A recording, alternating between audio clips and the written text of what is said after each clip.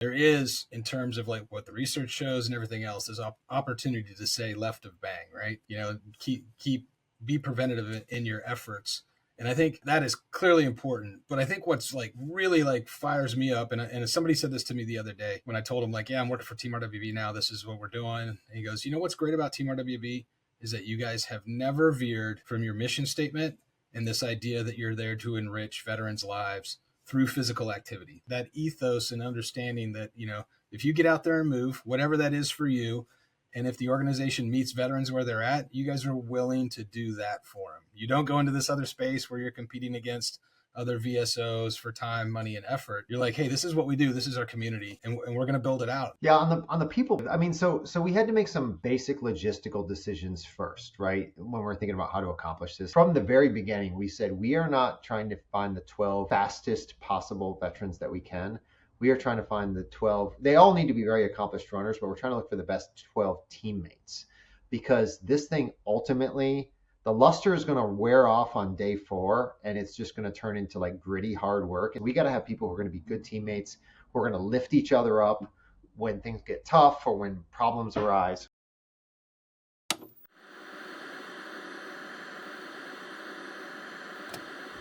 Is that much of it? That's not much of a change for you, right? My name is Kerry Kite. I used to load bombs in the Air Force, and now I'm a writer, a filmmaker, and an entrepreneur. Through using the post 9/11 GI Bill to go to college, working hourly jobs to pay the bills, and freelancing my way into a career, I've studied what it takes to successfully transition from service to civilian, and that study has become a conversation. On this podcast, I speak to other veterans, successful artists, and entrepreneurs about their transition, what they did well, where they failed, what they learned, and most importantly, how they applied their skills. Episode 134 features John Pinter, Deputy Director, and Michael Sullivan, Chief of Staff for Team Red, White, and Blue. This episode continues our series partnership with Team RWB, supporting the Old Glory Ultra Relay. In May, 12 veterans will make history by establishing a world record for carrying a single American flag from San Diego to Washington, D.C. to raise $1 million. Please visit teamrwb.org to learn more and donate. Welcome. This is Veteran Made. Our merch store is live at store.veteranmadeproductions.com. Grab hats, t-shirts, and hoodies in both performance and tri-blend cotton fabrics. Use code VM-5OFF for 5% off your purchase. Veteran Made is also sponsored by GoPills, a military-grade nootropic that contributes to brain health over time. Use code VM15 at checkout for 15% off. I get my collagen protein from Bubs Naturals, where you can use code VETERANMADE, all one word, at checkout for 20% off your order. We're also proud to partner with True Made Foods, which makes condiments free from added sugar and sweetened with real foods. Use code VET at checkout for 15% off. We love socks in this house. I get my wife new socks every Christmas. More importantly, we love American-grown and made socks. Use code VETERANMADE15 at rucksocks.com for 15% off. And lastly, I end my day with Rack Out from Bravo Actual to maintain quality sleep, resulting in a well-rested body and mind. Use code VETERANMADE with a space between the words at checkout for 15% off your order. Enjoy the episode. All right. Good afternoon from the great state of Ohio for me, great state of Indiana, Midwest, JJ, great state of North Carolina, Sully. Welcome both to Veteran Made. Thanks for having us. Thank you. Absolutely. Very excited to continue the series about the Old Glory Ultra Relay. Would love it if you could both ground us with who you are and where and when you served and your connection to the military and veteran community here. I'll start on my far left with JJ, and then Sully, you can follow quickly. Awesome. Yeah, my name's JJ Pinter. I am an Army vet. I spent, I think, 10-ish years, kind of depending on how you piece it together, between active duty and National Guard in the Army as a field artillery officer. And yeah, kind of ended my Army career. I spent most of my time at Fort Hood. It used to be Fort Hood, now Fort Cavazos, and in Texas, and then ended up moving back to the Midwest. And have been at Team RWB. It was started by a friend of mine, Mike Irwin, who's been on the podcast. And our first executive director was a friend of mine, and I ended up at Team RWB just because it was kind of just happened at the right time in my life. You know, we can get into more of that later, and have been here, just started my 13th year. Awesome. Sully? Yeah, so Mike Sullivan, I go by Sully. So I'm a 30-year U.S. Army veteran. I just retired. Well, I guess not just anymore. It's been over a year now, but finished up my career, most of that being in special operations as a Green Beret. It was incredible time. Most of that time here at Fort Bragg, now Fort Liberty. Still live in the local area, and got involved with Team RWB via Mike Irwin, who you've already interviewed. He and I served together in 1st Battalion, 3rd Special Forces Group. I was the company commander of that unit up there on the wall behind me when he was our battalion intelligence officer, and we had a heck of a rotation in Afghanistan, and became really good friends during that rotation. And when he stood up the organization, he asked me to be the founding member of the group here in Fayetteville, North Carolina. So been a Eagle leader and a member since really almost the very beginning. These like 14 of the 15 years. And when I retired, Mike reached out and said, "Hey, I think we need you here in RWB. It would be a great place for you to continue to serve." So it's awesome for me. I just absolutely love coming to work every day, working for an organization like this. I love it. I'm outnumbered. I don't think I've ever had this many officers in such quick succession on the podcast, mostly enlisted folks, but no, we love you guys and appreciate you guys joining. Yeah, like, we talked about with Mike, the kind of genesis of the organization, but both of you have been with Team RWB for a while. And so you've been a part of it from the beginning, and you've seen, these events start and then evolve and move and push and iterate forward. And obviously we're gearing up for the Old Glory Ultra Relay here in May of 2025.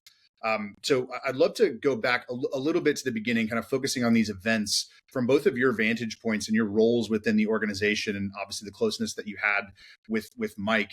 How did it get started for each of you? From your vantage point, the not necessarily the growth of the organization, but the growth of these events and the meaningful connection kind of within community, thinking about it through that lens.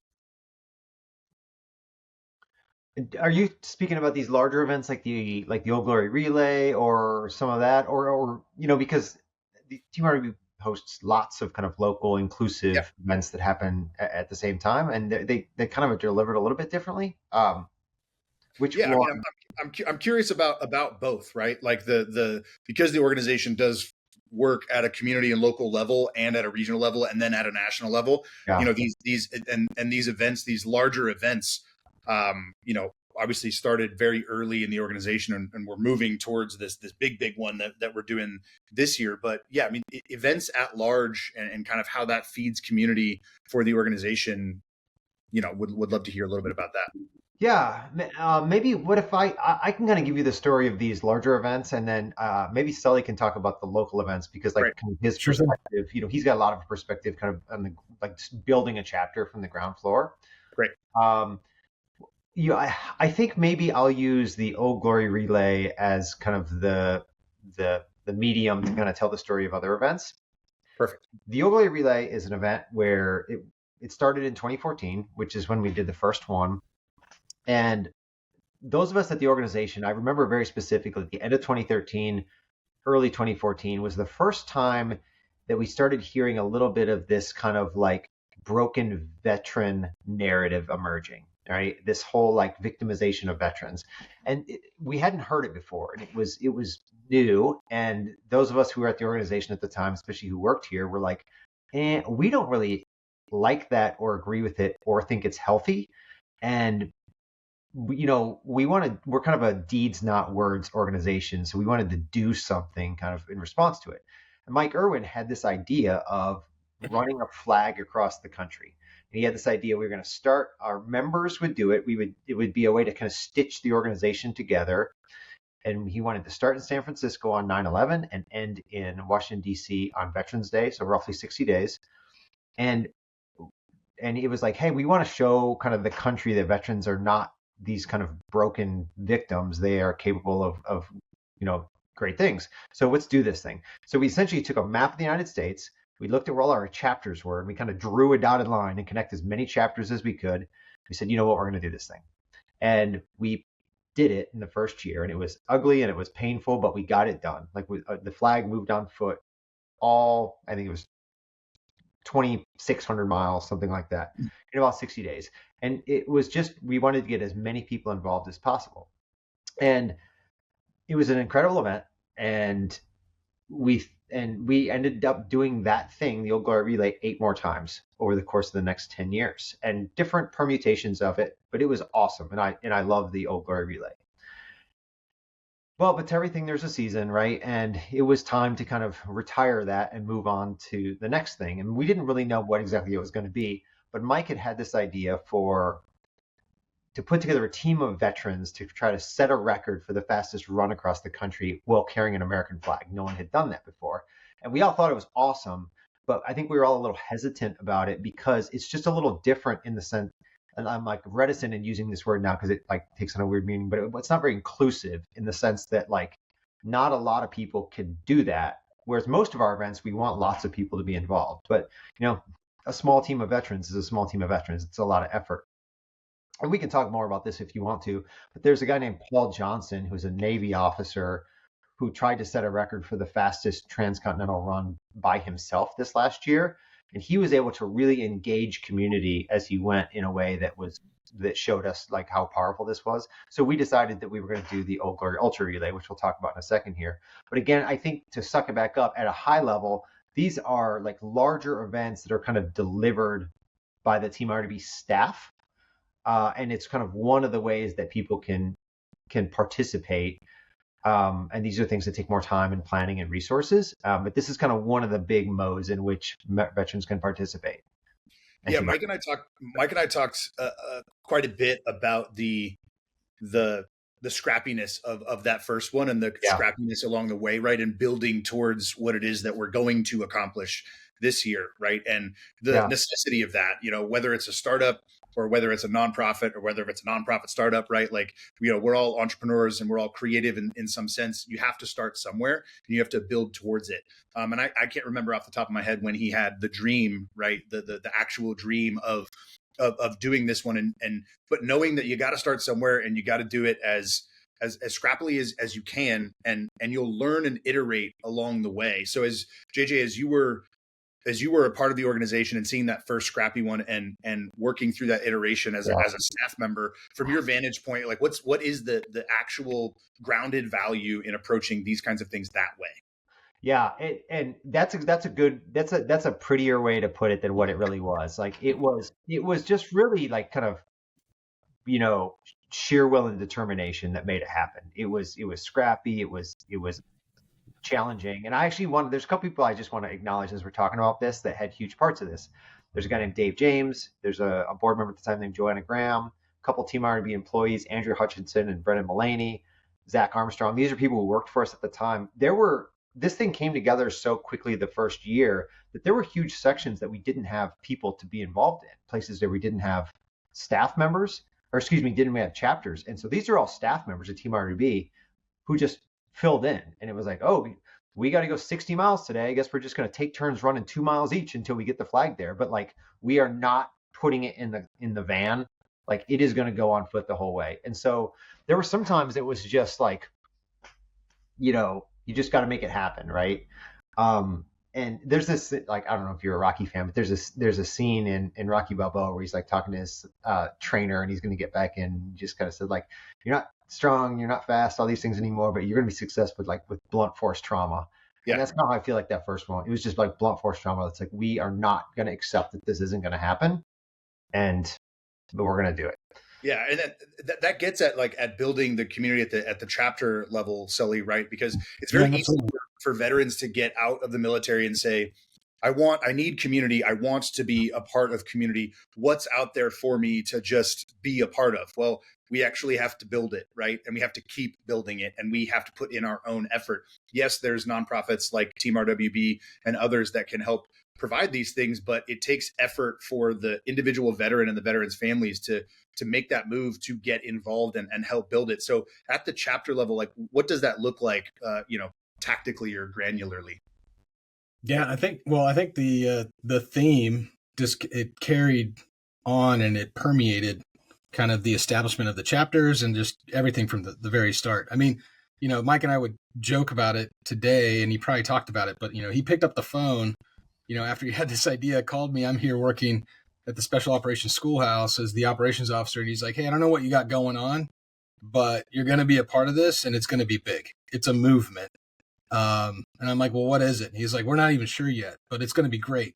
You're going to build a community around physical fitness that's going to make, at that point, transition for veterans into their communities, easier, right? Coming out of Afghanistan, Iraq. And he's like, and you may not see it now because you're still in, but you're going to need this when you're a veteran. So, I was sold just because I knew, who Mike was and what he was trying to do. And that idea of, it's a startup from day one, and to keep it interesting, you got to keep it going was what it was all about, And so I think, locally for me, it was, okay, who do I find within the community that's doing something similar? So I reached out to the local Fayetteville running club. They were just getting off the ground themselves at that time, as a new running organization. And I was like, hey, we could team up. This is what we're trying to do. It's very similar for you trying to get, more members out to just, run together. And it just slowly built from there. And this idea, I think that, you were building something that was around bringing people together, for the goodness of like the cause, to like do something great for veterans, and to show that, through this forward kind of momentum and movement, you could continue to, do great things in your life. Right. It was just an excellent opportunity. So, it was slow, right? It was like 7 of us at the start, and, the brand is great. The red t-shirt with the eagle, which I have on underneath this sweatshirt, you started to see it at more and more local events, at races, people wearing it when they're just working out on post. And we saw more community members. It had nothing to do with, whether the military or the veteran community, other than they lived in, near Fort Bragg, then North Carolina, and they wanted to be involved. And it gave locals an opportunity to make this connection, to be a part of what was going on, which is exactly what Mike was going for, right? To build this community of like vets that had outreach to the people that were around them, whether, it's locals that kind of understand it more, like here in Fayetteville, or, wherever they may find themselves after the service. And I think what you'd find at the chapter level, each and every event was unique to that chapter because it became its own little microcosm of what the larger organization was, with that kind of internal energy feeding off of whether it's, we're going to do a running thing this week, or, if it was a group that was started, they were doing cycling, each kind of RWB chapter, it's, if you went to one, you've seen one, because the next one was going to be just as unique and just as motivated by the same kind of like idea of what they were doing. But really just excited about getting people out. And it's continued today. I think it's amazing how the organization's, kept the momentum. I still go every Tuesday and Thursday. There's you can walk, you can ruck, you can jog, 5K route. And we get together, and, not oddly enough, it still is a mix between the Fayetteville Running Club folks that do that event and, the RWB folks. And we get together, and there's nothing like, well, what am I going to do today? I probably should do my 5K run. You go that afternoon, as soon as you park, before you can even get the car door open, people are like, hey, Sully, what's going on? How's it been? What have you been up to? I mean, it's that environment that motivates you. It gives you a sense of purpose. There's definitely some accountability because you're part of the team. And I think we've just fed off of that with these local level events, that are really just, kind of, they mirror the larger ones in terms of the aspect, and I think you'll find across the nation, different chapters doing their own big thing to get, their veterans out and kind of excited about it. So it's an amazing organization. And I think the focus of shifting to health and wellness has just been perfect for us because it's an evergreen mission. It's something we all need. And I think what you see is a continue of this movement, this entrepreneurial spirit, of continuing to be kind of a startup that's just going to continue to get things done for veterans through some blunt force trauma. So yeah, it's pretty exciting. What makes Team RWB different as an organization? I talked a little bit about this with Margaret and Brianna, and do not want to disparage any other organizations that are out there, but there is something that's different about Team RWB. And as I listen to both of you talk, you're using words like, yes, motivation, but you're using words like movement and momentum. Obviously movement acutely, right? Moving your body and getting outside and exercising and doing it together. but then also a movement, right? A movement of people that are stitching together different interests coalesced around health and wellness. From both of your vantage points, what makes Team RWB different than other organizations? I guess I'll go first. So Sure. there's a couple things. So like that come to mind. So doctrinally, there's not a lot of health and wellness organizations, right? So like our mission statement is we're building America's foremost health and wellness community for veterans. Like there's not too many other organizations. So doctrinally, we're a little bit different.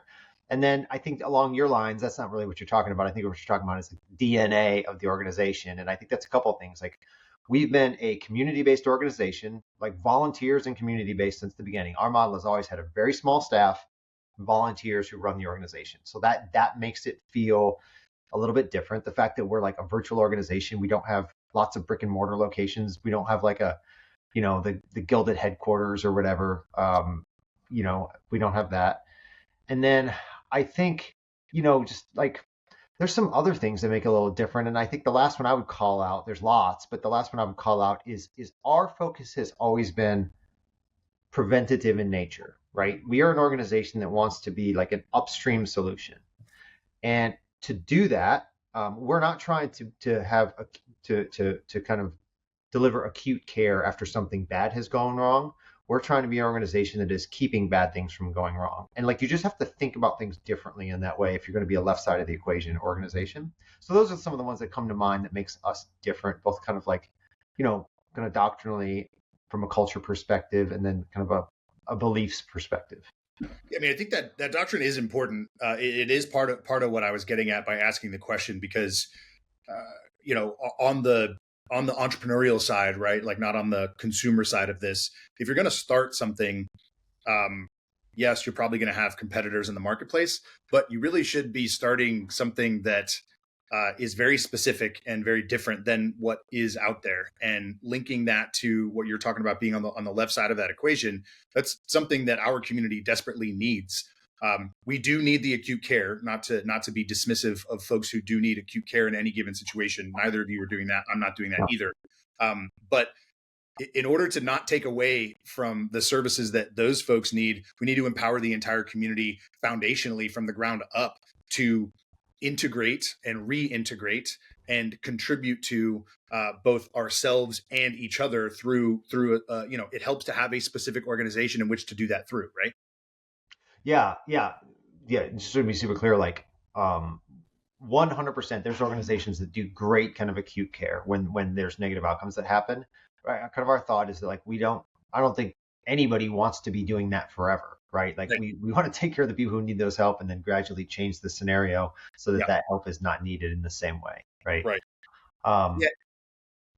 Well, as a community, I think part of the victimization that you were talking about that has become a through line both in these conversations and in our community at large, like that requires participation on both sides. Well, right? That's what I was going to say is the victimization is partially our fault as a community, right? So like it does happen.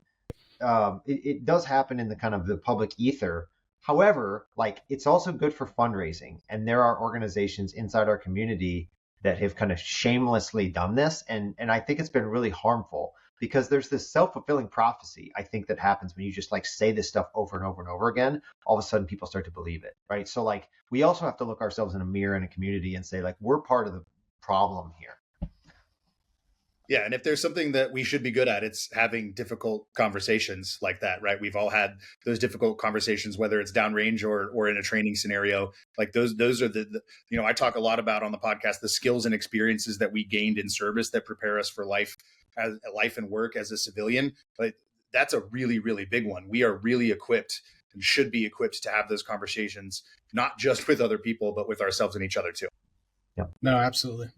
Yeah, I mean, you guys are both nailed it. And for me, as a member, a longtime member, right, and then coming into this as a veteran, like, again, the narrative that I want to be a part of is that idea that, again, not taken away from the people that need the acute care, right? But there is, in terms of like what the research shows and everything else, there's opportunity to say left of bang, right? Be preventative in your efforts. And I think that is clearly important. But I think what's like really like fires me up, and somebody said this to me the other day, when I told him, like, yeah, I'm working for Team RWB now, this is what we're doing. And he goes, you know what's great about Team RWB is that you guys have never veered from your mission statement and this idea that you're there to enrich veterans' lives through physical activity. Like, again, the mission statement has kind of changed, but that ethos and understanding that, if you get out there and move, whatever that is for you, and if the organization meets veterans where they're at, you guys are willing to do that for them. You don't go into this other space where you're competing against other VSOs for time, money, and effort. You're like, hey, this is what we do. This is our community. And we're going to build it out, and we're going to make it the best as possible. We don't provide that acute care, but we know that there's going to be members that need it.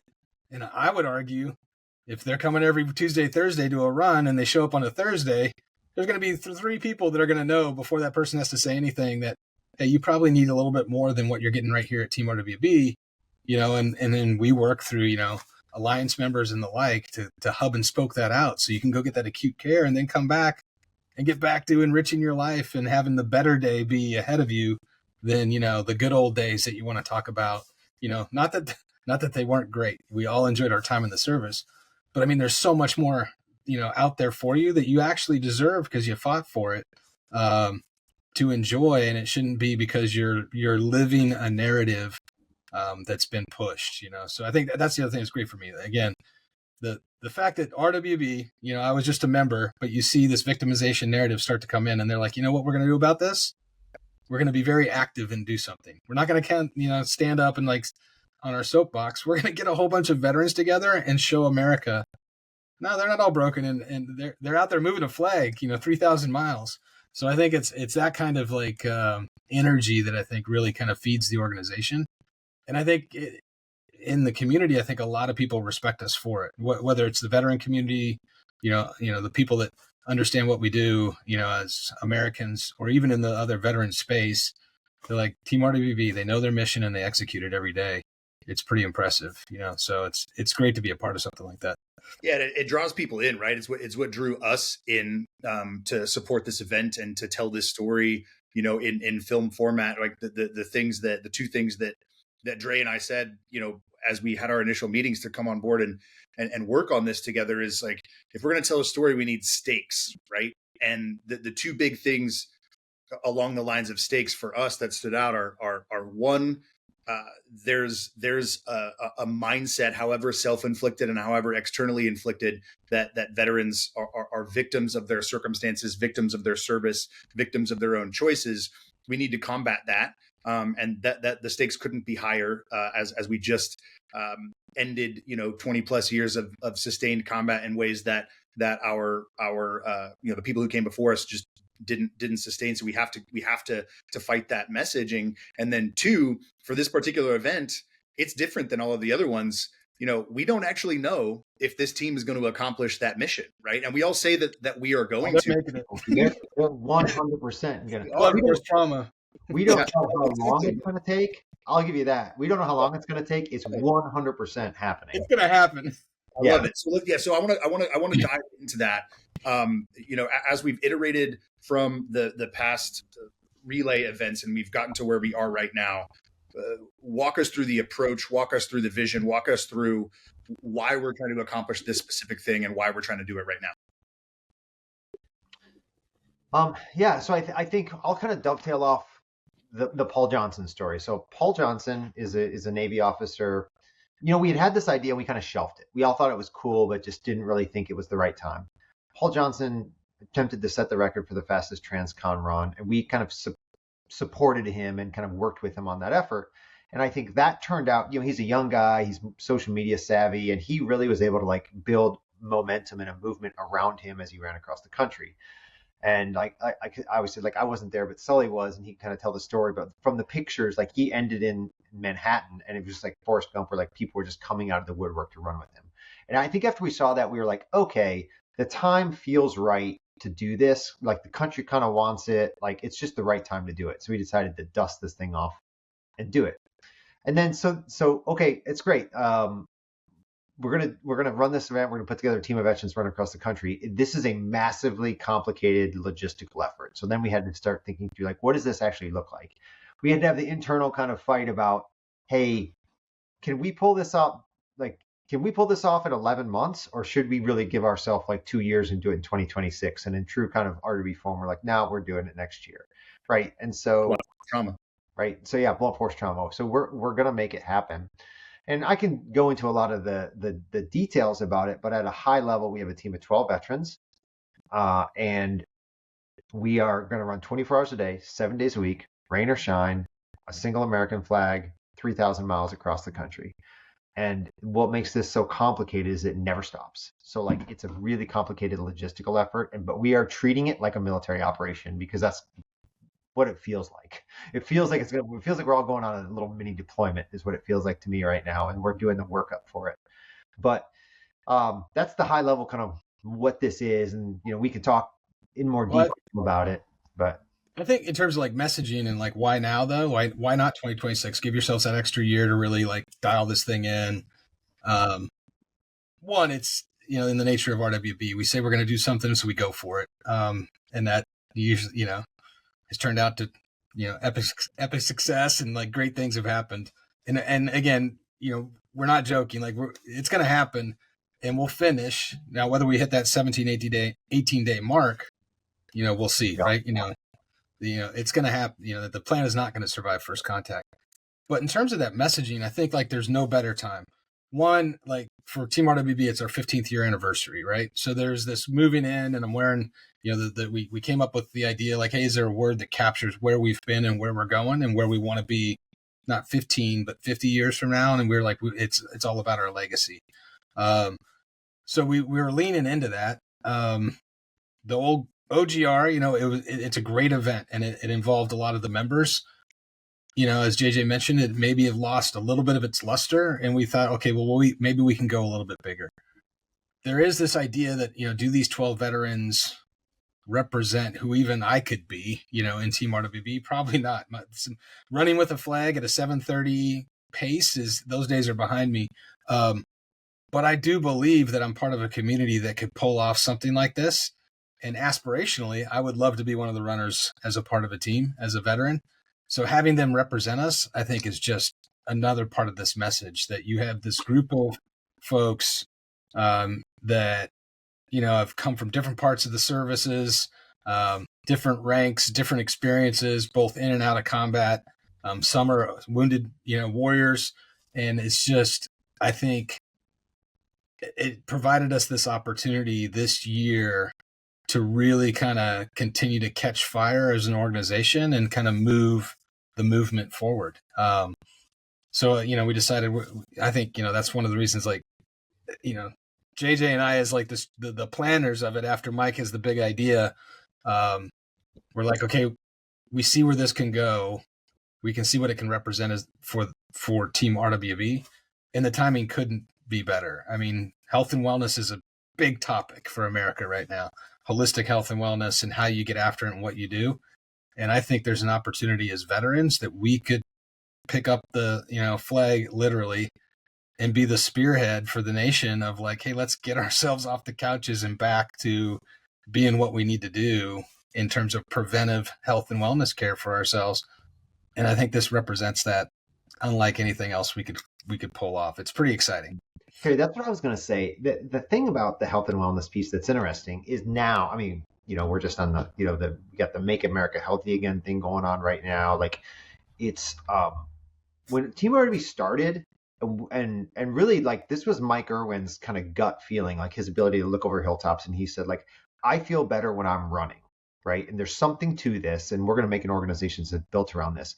There was not research around it at the time, and people frankly thought we were crazy, right? Like everyone was like, and when we were talking about being healthy and being preventative and using exercise instead of medicine and, all those things. And then all of a sudden there starts to be a little bit more research, and now it's just like generally accepted, right? I mean, it's not a fight anymore. 10 years ago, 12 years ago, it was a fight. No one wanted to hear this, right? And so it's been really cool to see this kind of evolution.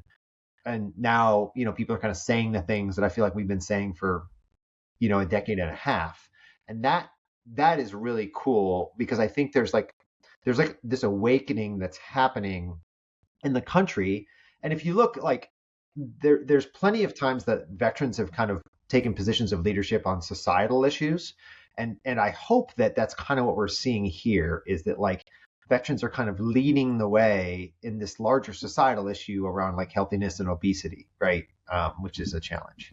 Yeah, I mean, it's what we do, right? Like it's the military is the tip of the spear, offensively and defensively, right? Whether you're the actual tip of the spear, Sully, like you and your brothers in that organization, or the rest of us that are out there, going on offense and defending, and then we come back and then we rebuild the economy. We come back and we rebuild the education system. We do all these things. And so it makes sense to do it from a health standpoint.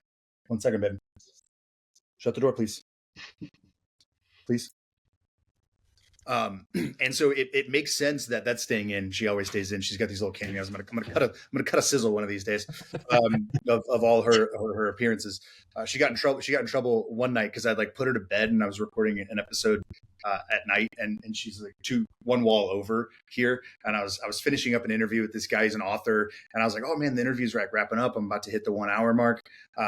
And then he answered a question that made me ask a couple more questions. I'm like, oh man, this thing is going to go for like another 20 minutes. She was laying down over here on the couch. She was like reading a book, and Dre comes up and she's like, what is she doing out of bed? I was like, she's fine. This is cool. It's all good. Dad life, right? But like, that's what we do. Like we lead, and we go on offense and we defend. And then that ethos, right? Like that integrity of who we are shouldn't ever change, right? And so these are always the things that we're going after to inspire and to motivate, but then to actually get in at the ground level, integrate with our community, with our culture and our society, and continue to iterate forward. So yeah, there's Maha and there's all these other things, and it's new research, but it's new research based on old things that we all know, right? Move your body, eat real food, breathe real air, do these things. Like these are things that can prevent, and put you at a really good advantage as a human being in the world. No, absolutely. And I mean, but I think I would argue the secret sauce is having a group of people around you that are going to be like-minded in that mission for yourself and for themselves, right? So, I mean, it's that community aspect that provides the purpose and the accountability.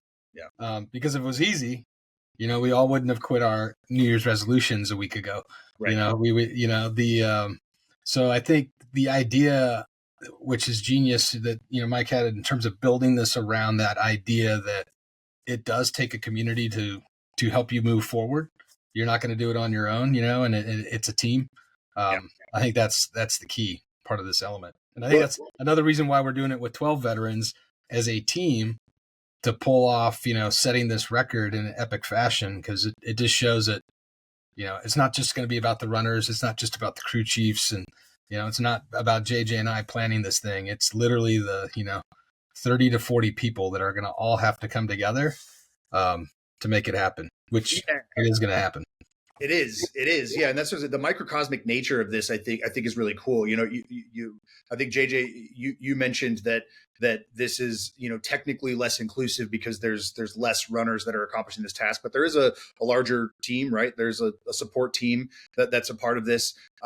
But it's very representative of the community and kind of who we are. So I'd love to dive into the planning, and I'd love to dive into, specifically building a team. These are folks who've been on teams before, but have maybe not been on this team, right? We were there when they all met for the first time, and they're now training individually, and then they'll come back together and train a couple of times collectively, and then go on to accomplish this. But yeah, building the team and building the community and creating this microcosm that represents Team RWB and represents, America. Like what is the planning been like to pull this team together? And then now that you've had the team together, what's the planning like moving forward? Yeah, people perspective. I mean, so we had to make some basic logistical decisions first, right? When we're thinking about how to accomplish this. And I think we were just trying to stick with simple. Like, how do we kind of do things in a way that's simple? And so we started off with this idea as we were ideating this idea, like the 12 runners makes a lot of sense because it kind of works well with 24-hour days and 8-hour shit. Things just kind of work well. And then we talked to other organizations. There are people who have done things like this in the past, so one that obviously that we could point to is RAM is the Race Across America, which is a bike race, similar format. So we drew a lot of insights, and when we decided on this idea of 12 veterans on a team, and then we very early said we want, from the very beginning, we said we are not trying to find the 12 fastest possible veterans that we can. We are trying to find the 12. They all need to be very accomplished runners, but we're trying to look for the best 12 teammates, because this thing ultimately, the luster is going to wear off on day 4, and it's just going to turn into like gritty hard work. And if we don't have the right people, like that's when like the frictions will start, and that's when the challenges are going to be. So we got to have people who are going to be good teammates. We're going to lift each other up when things get tough or when problems arise. And that's how the selection of the people happened. But we were trying to get,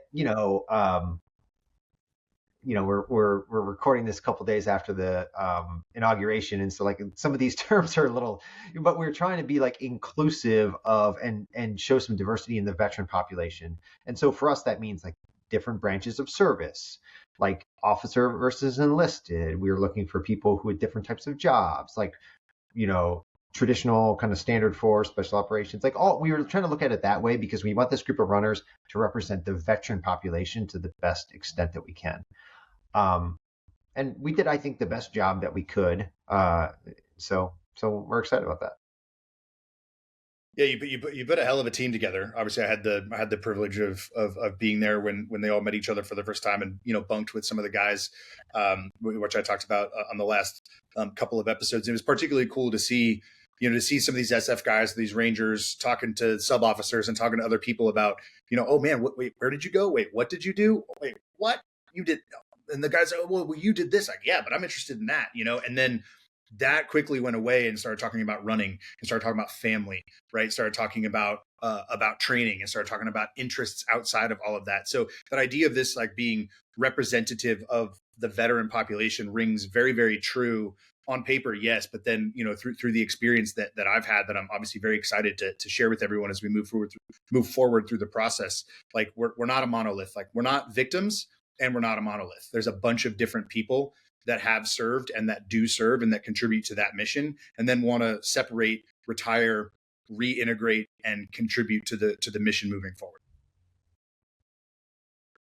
What's been the biggest challenge? So kind of open-ended two-parter here for both of you. So jump in wherever and however you want here. What's been the biggest challenge on the planning front, and what's been the most exciting aspect on the planning front? Do you want me to go first? Go for it. I got an easy answer to the challenge, but I like really. I'm actually having I don't know. Maybe I'm an internal optimist. I'll go first then. For me, the biggest challenge, hands down, is the fact that we don't know. We're trying to like really make this integrate a lot of things with partners and members as we go, but we don't know when we're going to be anywhere. So for me, this idea of like having to have a very flexible timeline, because we're trying to do some activations across the way.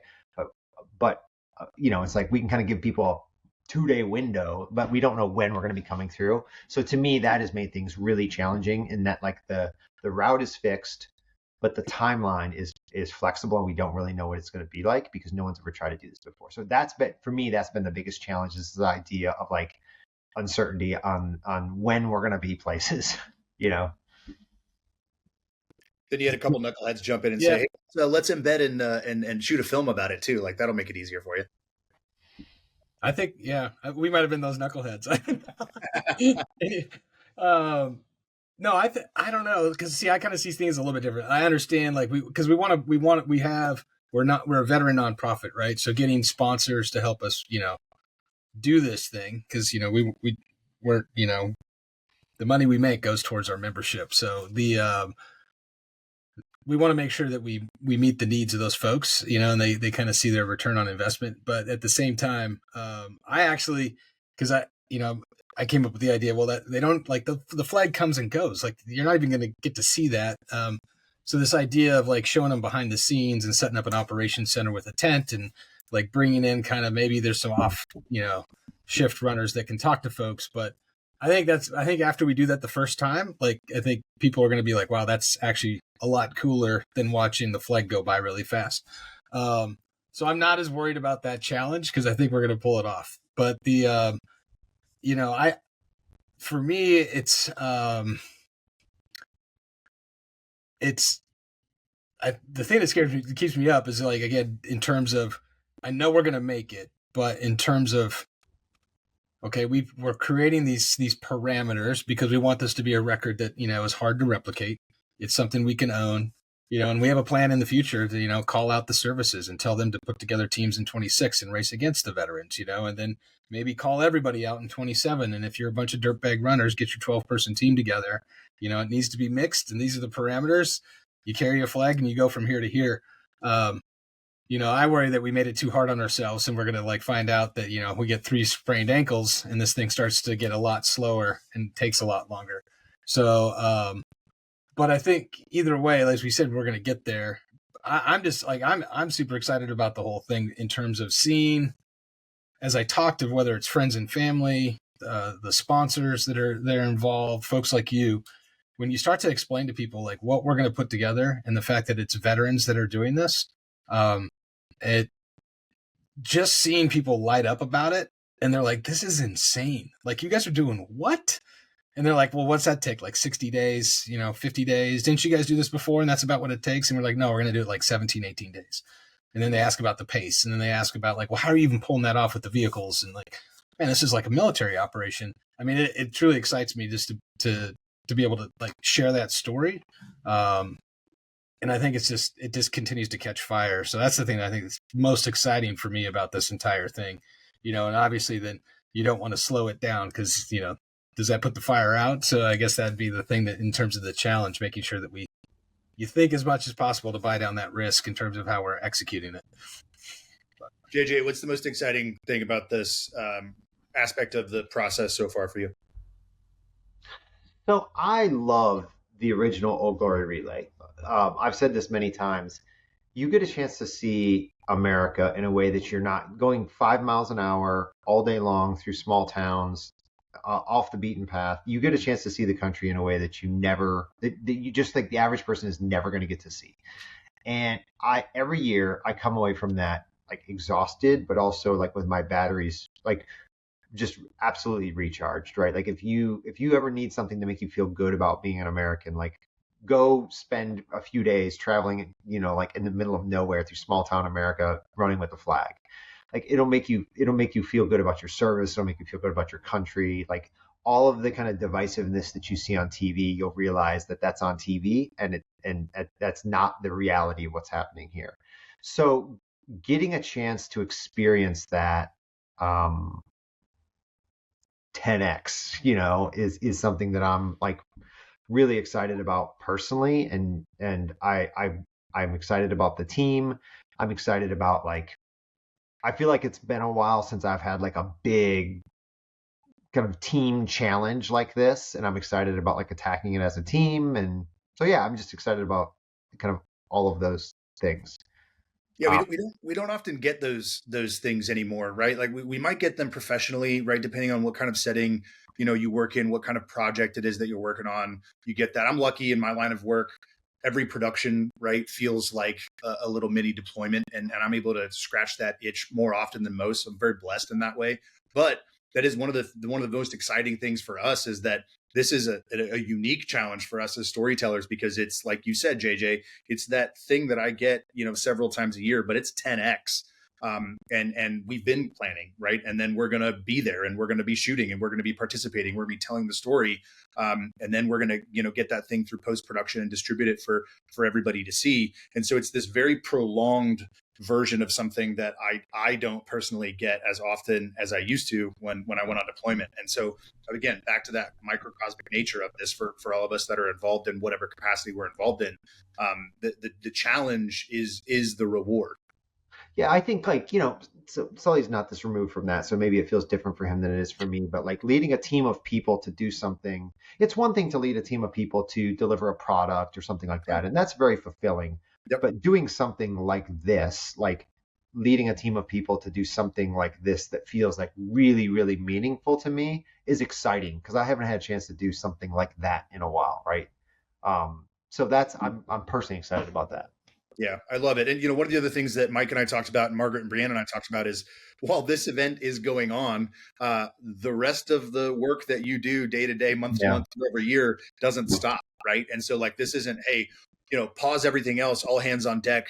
We're just focusing on this. It's well, all hands on deck, but we're continuing to work the way that we do day to day, month to month, year to year as an organization. Yeah, having the two like senior leaders in the organization out on the road for this thing might turn out to be a horrible decision. Right? Perfect. We work remotely. It's going to work fine. What could go wrong? But honestly, at the time, it was just kind of like, we were crunching numbers. We were trying to figure out, should we hire this out? Should we hire a project? Like, what should this look like? And ultimately, it was just, I think Sully and I were like, in year one, like, we're just going to do this. Like, we're just going to put our arms around it and we're going to own it and we're going to get it done and like, burn the ships and like, you know what I mean? We're going to get it done. And I think that's the right call. And I think also there's like a little bit of, well, come on, let's be honest, based on everything you said before that last question, we're like, and we're not going to let somebody else do this. Like, we want to be there for this, because I think it's ownership too, though, right? Like, like if this thing's going to succeed, it's going to be because of the team we put together, and if it's going to fail, it can't be on the backs of, well, we shouldn't have hired. Like, if it fails, it's on us, right? So, yeah, it's 100%. So I think that's all part of the excitement of it. Yeah, and I also love what you two are talking about. You both said it in different ways. Mike talked a little bit about this too. It's like, this isn't the end, right? This is actually a new beginning of more things. And so, as you iterate and continue to as an organization, like this is a new beginning and a new opportunity to set a new standard and to set some new challenges. And you're already thinking forward to the things that you want to do in 26, to the things you want to do in 27. And I'm sure you're thinking about that across the other buckets in the organization as well, not just this event, but that also we're not dismissing what came before us, right? That first Old Glory relay was amazing for what it was. And so you don't have to, you don't have to be negative about what happened before to continue to get better. It's all a positive, progressive movement forward. Yeah, I think something that's really important here, something that I have always personally believed, this has never been in Team RWB doctrine, but I've also believed that Team RWB or veterans organizations in general, like a really important, maybe unstated mission for all of us is to help be the protectors of the all-volunteer force, right? And that felt a little abstract 12 years ago, but it feels pretty real right now, kind of with what's going on in the force. And so with our ideas to help kind of grow this, to have some involvement from the active duty branches and the reserve component branches, obviously, I think that's an important aspect of this too, right? So we want to do this for veterans and for the organization, but I think more broadly, like I think there's a way to, I mean, I don't want to like say this is like a, kind of a national defense imperative, but like, we want to be part of the solution in terms of keeping the all-volunteer force healthy, right? And showing veterans that they're going to be supported when they're in uniform and after and out of uniform as well. I think it all is part of that, right? So. Yeah, I don't think it's inappropriate to think about it that way, right? I had a guest last month who talked about the idea of letting his service and his status as a veteran inform him, but not define him. Which I thought was a really great way of looking at it. But, we are considered veterans of the military. And it's not like, hey, that's something I used to do. Like, it is a status. We are veterans. We served and we continue to serve, right? Like, just because we're out of uniform, that oath that we took and that lifestyle that we signed up for, our mission might change. Our approach to it might change. And there might be different elements to our identity and to the way that we, inform ourselves and our information and life moving forward adjusts slightly, but that service component, that desire to serve never goes away. And so I think having events like this and organizations like yours that allow us to like really tap into the source of that together and to hear it from different perspectives, whether it's somebody who retired, more closely removed to this conversation, or somebody who only served for 4 years as an enlisted guy, almost 20 years ago, like myself. We're all here together doing different things and continuing to serve. Yeah, absolutely. I mean, again, it's just like the timing and the things that are going on. There's just an incredible opportunity I think we have as an organization in terms of what JJ's saying. Because I mean, like the narrative in terms of like when it comes to recruiting right now, which is hands down the most important resource that our country has when it comes to its services, right? It's fighting. It's not tanks. It's not aircraft carrier. I got it. We got the best technology in the world. We got the best weapons. But that human capital that America's parents hands off and says, hey, this is, and these kids that are old enough to decide for them, themselves, they're older, they're making decisions and they're like, I could choose all these other things. They got peers that are doing amazing things. And the fact that they choose service and a life of service that can be difficult at times over this other stuff, money, whatever, what have you, is I think a responsibility that the military is embracing, right? I mean, if you look at the amount of money the Army's putting into that's, holistic, health and fitness, or what the special operations community has done for years with its human performance and wellness program. I mean, I just came from Fort Liberty today, where at the schoolhouse, the Special Warfare Schoolhouse, they opened up a $46 million facility so that the next generation of special operators don't deal with the chronic injuries. They have a much better term of service. And when they get out, they're better off to continue to serve. But even in that, that environment, they're like, and the speaker at the time goes, and thank God we have a group like Team RWB who grabs those veterans and continues to build off all this stuff that we're now doing in the service.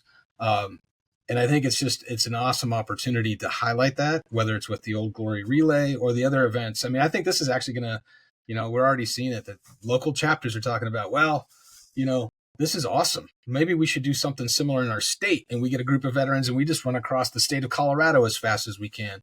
This is something that we all can do. And I think it's, again, that nature that we talked about earlier of the organization, that, one event doesn't define all the chapters. They always find a way to like participate, to put their stamp on this thing, and to keep the movement going. It's pretty cool.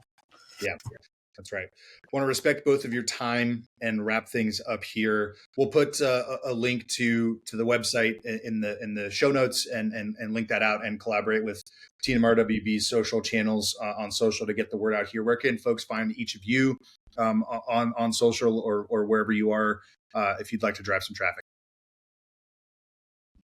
JJ, you're big on social. I'm kidding. Huge on social. Yeah. Borderline influencer is what some people. Yeah, like you're almost might get 100 followers, I think. No, so I mean, obviously you can find the organization at teamrwb.org. And it's we just revamped things so you can really understand what we do for our membership and then who we are. You can find all of us.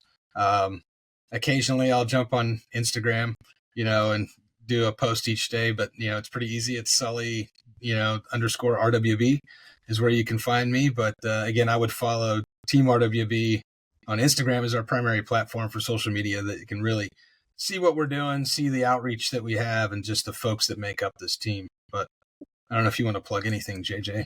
I would just plug our app, right? So Absolutely. That would be what I would say is the Team RWB app is kind of the center of our ecosystem. Like that's the place that you find out, not only do you kind of get the benefits of the community in the app, but you also can find out all of the ways that you can participate. And so I would say download the app, join it, get in there. That's kind of the best way to experience Team RWB no matter where you're at. If you want to talk to me, you can send me an email. I'll happily call you on the phone. I love it. I'm kind of an old school guy. I like to do it that way. I love it. All right, we're at time, but I end each episode with an open-ended question. What's on your heart and your mind for our community right now? Could be a piece of advice, something you want to get off your chest, or something you want to reiterate that we've already talked about today. But JJ and Sully, what's on your heart? What's on your mind? I mean, I think I probably should have put a little bit more kind of pre-thought into this, but I mean, I think kind of if you just, again, like the podcast is going to come out in a month, but right now we have a brand new president. I think there's a lot of hope. There's a lot of uncertainty. But I think that there is, especially on the health and wellness front, it feels like the ground is shaking a little bit in a good way underneath us. And so I really hope that we can, like, veterans can lead. Because I think one thing that everyone in the country wants is for their kids to be healthy and happy. And that's not happening right now. And I think that I'm hoping the veterans can take a position of leadership as we kind of get the country healthier again. And I think that's something that I think about a lot is how can we do that kind of through our position. I love it. Sully? Yeah. Sorry, my dogs are losing their minds. All good. No, I'm right on that same message. Like it really like inspires me every day to like get up and get after the mission for Team RWB, because I believe I got 30 years, right, in the U.S. Army, 6 deployments, 7 combat, otherwise, and I think just the idea that that service, got me to a place where, I kind of earned something a little bit better for myself on the back end, but there's a responsibility to keep that thing going forward, right? So it excites me to be a part of a movement of veterans that see this new mission that they can get off the couch, and whether it's just walking 40 minutes every day, doing an ultra marathon, going to CrossFit, getting on a bike, whatever that, moves them.